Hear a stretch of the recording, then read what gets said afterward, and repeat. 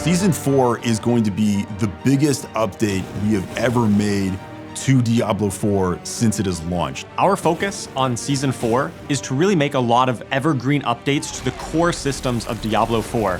In Season 4, we're ramping the intensity across the seasonal and eternal realms through a collection of new activities aimed at ensuring the moment-to-moment gameplay experience is as exciting and rewarding when Hal comes to Sanctuary.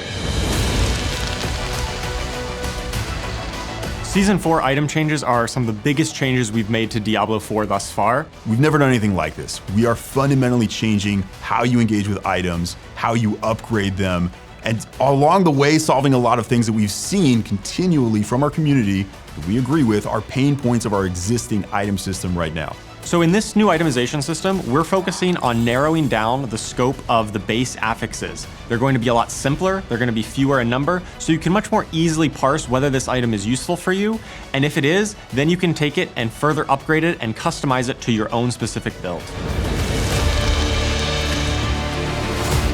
Tempering is a new system that allows you to really customize the gear that you find.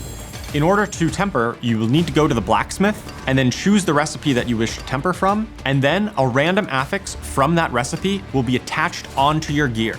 Tempering recipes can be found from almost all of the content throughout Sanctuaries. So you will actually be looking for tempering recipes that go directly with what you're envisioning. Maybe you're thinking, I'm gonna play a frost sorceress. There are also going to be recipes that are more generic and maybe are just generally good for the sorceress, but you'll be able to choose which one you think is gonna be most powerful with the build you're making for your class. We're making a pretty radical change to the Codex of Power in this season, based again on the feedback that has been coming from our players. Now, every single legendary in the game will be entered into your Codex of Power so that you can continually imprint the best possible version of that legendary onto your gear. So going forward, there will no longer be carrying around all of these aspect crystals in your inventory. It's all gonna be in the Codex of Power.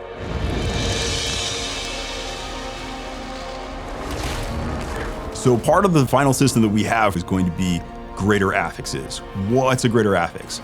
Well, we want to keep it compelling that there are some drops that are even better than the others when you're trying to get the perfect build at endgame. Because of this, in World Tier 4, and only in World Tier 4, when an ancestral legendary item drops, there's a chance the affixes on it can roll as greater affixes. These will roll with bigger values that are normally available for that affix. Greater affixes are fairly rare, but they're not impossible to find.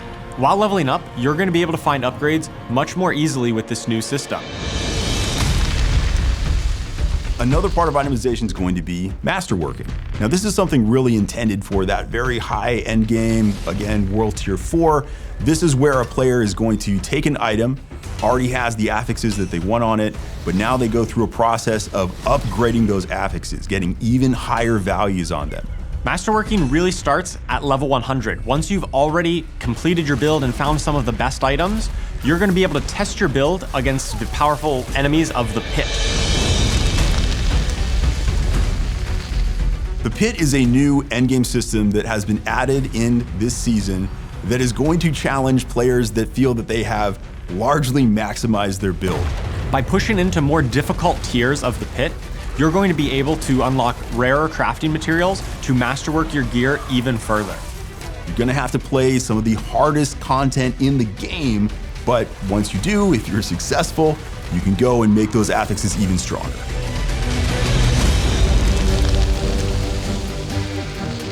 In Season 4, we're ramping the intensity of the Helltides through the inclusion of a variety of new activities, the first of which is a doubling down and rise of the cultists' presence throughout the tide. You're going to be running through the Helltide, seeing the cultists just conjuring up swarms and swarms of demons, adding to that sense of manic and chaos that they're pretty well known for. The other archetype that we're adding is the presence of the Doomsayers, who were unfortunate enough to be caught out in the tide and basically just lost their minds to all of the mania going on around them. And lastly, rounding out the new activities are just the inclusion of the Iron Wolves. They're finally joining the fight. They could no longer stand in the sidelines, seeing the Helltides and Hell's forces intensify their assault on Sanctuary. As Season 4 players engage and progress through the Call of the Wolves seasonal activity, they'll earn honor with the Iron Wolves, unlocking access to a vast assortment of rewards to accompany and empower your Season 4 journeys. In the updated Helltide, for players who are able to stay alive long enough, they'll be paid a visit by the Hellborn, former heroes of Sanctuary who have aligned with the forces of Hell to attack the allies they once aligned with. Players who are able to take down the Hellborn will be acquiring the materials they need to engage with the new premier Helltide activity, the Accursed Rituals. Located in the Helltide, these Accursed Rituals are pretty much just botched rituals from the cultists that players will be kickstarting for themselves, drawing the attention of all the nearby Helltide monsters in this kind of all-out battle. One of my favorite themes for these ambushes is the Hellworm. It's literally a giant hell slug beast that emerges from the ground and it spews out a whole bunch of mobs at you. If you're able to survive that, you'll be paid a visit from the Blood Maiden, our brand new Helltide mini-boss and one of the ultimate challenges in the new experience.